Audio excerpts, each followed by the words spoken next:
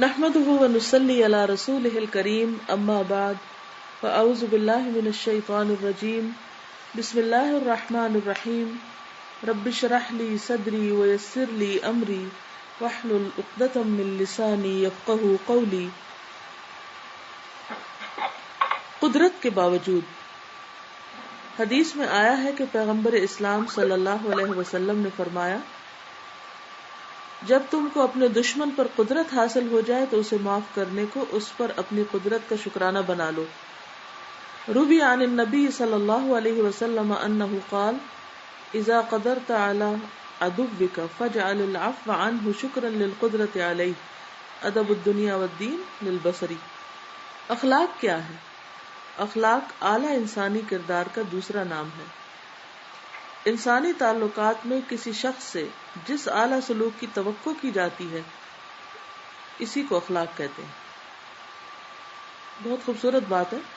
انسانی تعلقات یعنی جیسے ہسبینڈ وائف کا تعلق ہے، بہن بھائیوں کا، ماں باپ کا، بچوں کا، تو اس میں کسی شخص سے جس اعلیٰ سلوک کی توقع کی جاتی ہے یعنی دوسرے سے اعلیٰ کردار کی یا اعلیٰ معاملے کی، اسی کو اخلاق کہتے ہیں.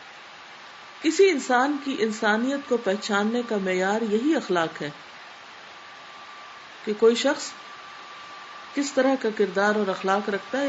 اسی سے پتہ چلتا ہے کہ وہ دوسروں کے ساتھ تعلقات اس کے کیسے ہیں. ایک شخص سے آپ کی دشمنی ہو گئی، پھر ایسے حالات پیش آئے کہ آپ نے اس کو زیر کر کے اس کے اوپر قابو پا لیا، یعنی آپ غالب آ گئے. اس وقت ایک صورت یہ ہے کہ آپ اس معاملے کو صرف انتقام کی نظر سے دیکھیں. آپ یہ سوچیں کہ اب وہ وقت آ گیا ہے کہ اس سے بھرپور بدلہ لیا جائے اور اپنے انتقام کے جذبات کو ٹھنڈا کیا جائے، مگر یہ نہایت چھوٹی سوچ ہے. اعلیٰ انسانیت سے اس کا کوئی تعلق نہیں. دوسری صورت یہ ہے کہ آپ سارے معاملے کو خدا کی نظر سے دیکھیں.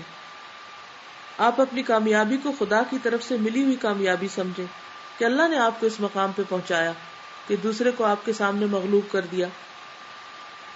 ایسی حالت میں آپ کے جذبات بالکل مختلف ہوں گے، یعنی آپ کی سوچ ہی بدل جائے گی. آپ پھر اپنے آپ کو طاقتور نہیں سمجھیں گے بلکہ کیا سمجھیں گے کہ یہ اللہ ہی کی دی ہوئی طاقت ہے. اب آپ کے اندر شکر کا جذبہ ابھر آئے گا. اپنی کامیابی کے بعد شکر کی سب سے زیادہ اعلیٰ صورت آپ کو یہ دکھائی دے گی کہ آپ اپنے دشمن کو معاف کر دیں. قابو پانے کے باوجود دشمن کو معاف کر دینا کوئی سادہ بات نہیں، یہ ایک زبردست قربانی کا معاملہ ہے. اس کے لیے باہر کے دشمن کو کچلنے کی بجائے خود اپنے نفس کو کچلنا پڑتا ہے. یعنی آپ نے کسی سے انتقام لینا ہے، کسی کو نیچا دکھانا ہے تو اپنے نفس کو دکھا دیں. اپنے اندر بھڑکتی ہوئی انتقام کی آگ کو ٹھنڈا کرنے کے بعد ہی کسی کے لیے یہ ممکن ہوتا ہے کہ وہ قابو پانے کے بعد یعنی دوسرے کے اوپر چھا جانے، کنٹرول کر لینے کے بعد بھی اپنے دشمن کو معاف کر دے. معاف کرنا ایک نیکی ہے اور قدرت کے باوجود معاف کرنا سب سے بڑی نیکی، کہ انسان کے اندر طاقت ہو، بدلہ لے سکتا ہو لیکن پھر بھی معاف کر دے. تو اللہ تعالیٰ سے دعا ہے کہ اللہ ہمیں بھرپور عمل کی توفیق عطا فرمائے. وآخر دعوانا ان الحمد للہ رب العالمین. السلام علیکم ورحمۃ اللہ وبرکاتہ.